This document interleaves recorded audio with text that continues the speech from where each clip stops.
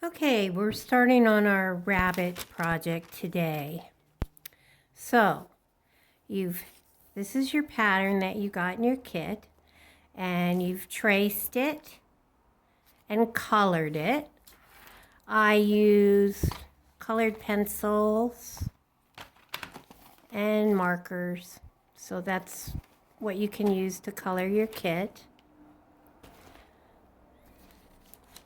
Now we're going to cut it out and glue it to our beading foundation material. So you go right along the line, the outside line here.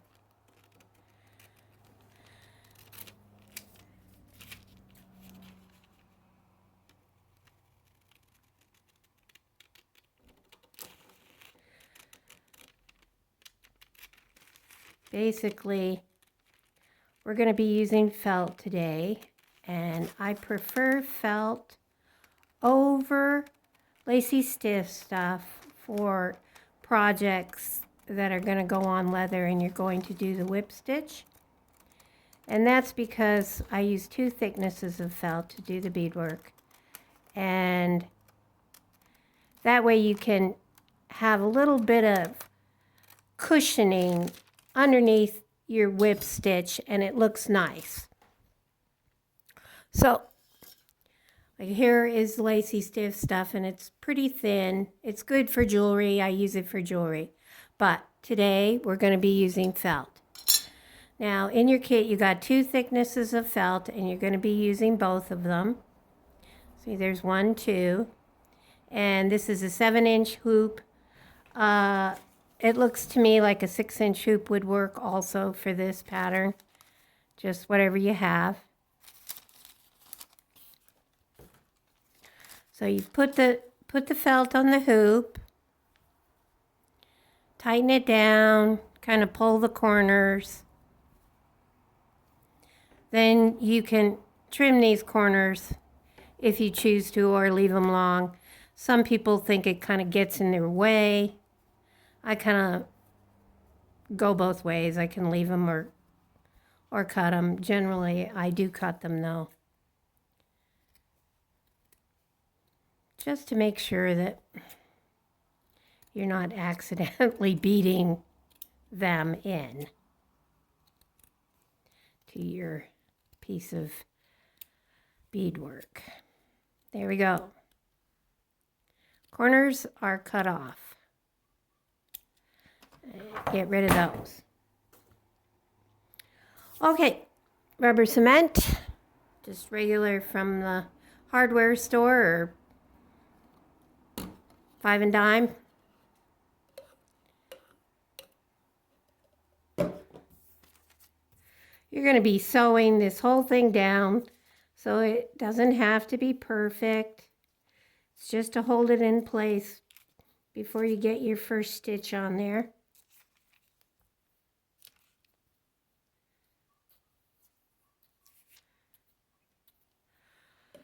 Okay. There we go. Put it right in the center.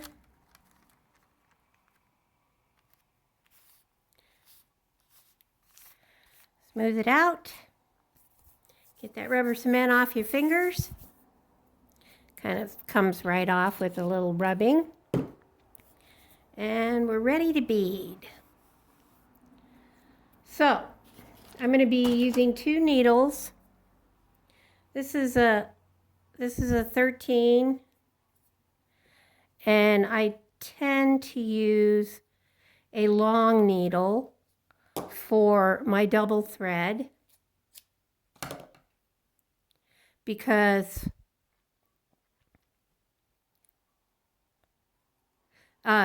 it's just easier to pick up the beads and make it happen faster when you have a long needle when you're stringing your beads. And then I use a short needle to lock down with. But either will do for both sides of it. You can use a long needle for both needles, or you can use a short needle for both needles. Okay, still got a little rubber cement on my fingers. Okay, Don't mind my crazy looking beat up hands. It's planting season, and they're in, when I'm not sewing, my fingers are in the dirt. Okay, so that's a double thread, and I'm just tying a good knot there. Use whatever technique you like. Just make sure it's a good knot.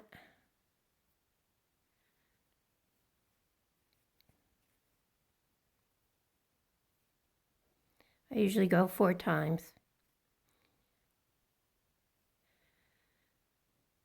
3 and 4.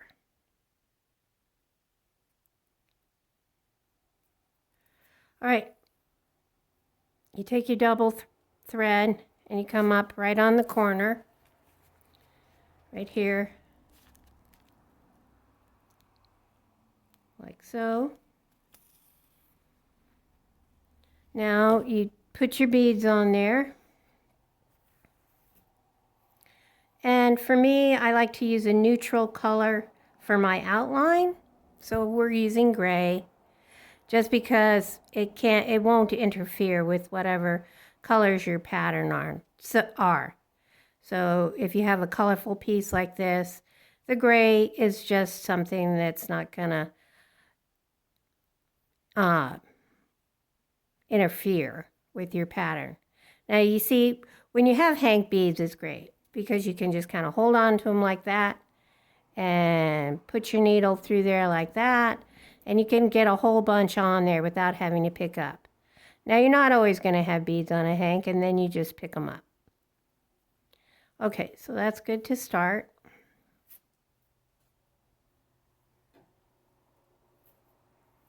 We'll put those aside. Make sure that's how it's going to look right there, like that. All right, thread our second needle, and this is going to be a single thread. So this kind of not very straight one, and none of them are straight. They start to bend after a while. I use Nemo size B. You can use whatever kind of thread you like. A lot of people have preferences, and they all work. I grew up on Nemo and white, and it's just what I stick with. Okay, so this is your single thread. We're going to tie it 4 times, or 5 or 6 when you're doing a single thread.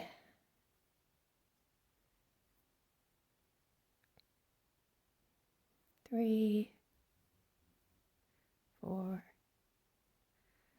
5. That's good. Okay. So, you can see that's the back side there. Let's get these, pull this tight before you get started. Make sure you don't have any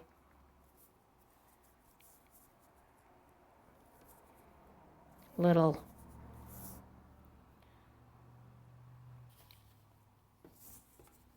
lumps and bumps in there. There we go. All right, I like the way that looks.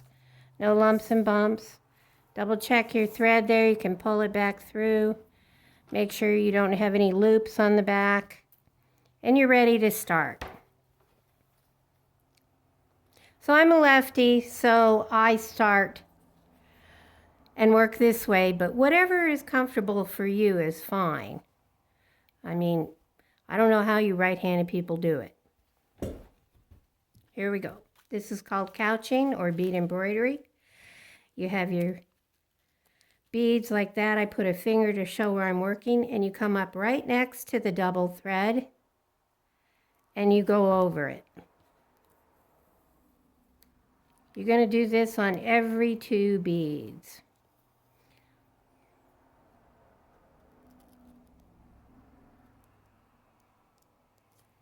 So you're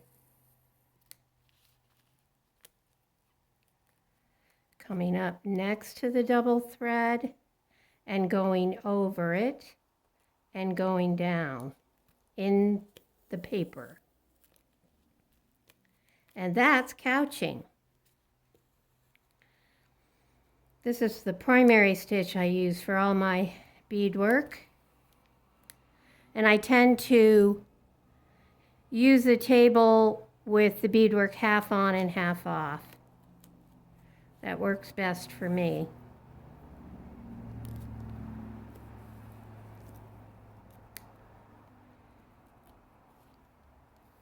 You're going to do this all the way around. You're going to go now and back here. And when you get back to the beginning, then you put your double thread down through the felt and tie off. And then your last stitch is down with your single thread and you tie off. I like to do that with the outline to keep it separate from the rest of the beadwork. Then you'll tie your double thread again and your single thread again, and you'll start on the rabbit. So when I'm finished with this, we'll come back to you guys and we'll be starting on the rabbit. I hope that this is coming out okay, this video, so you can see what I'm doing. Up through the felt, down through the paper. But you're going to be working on only paper after this. This is the only time you'll be coming up through the felt. After that, you'll be coming up through the felt and the paper for the whole project. Okay, see you back here when we get going on the rabbit. That's the beginning.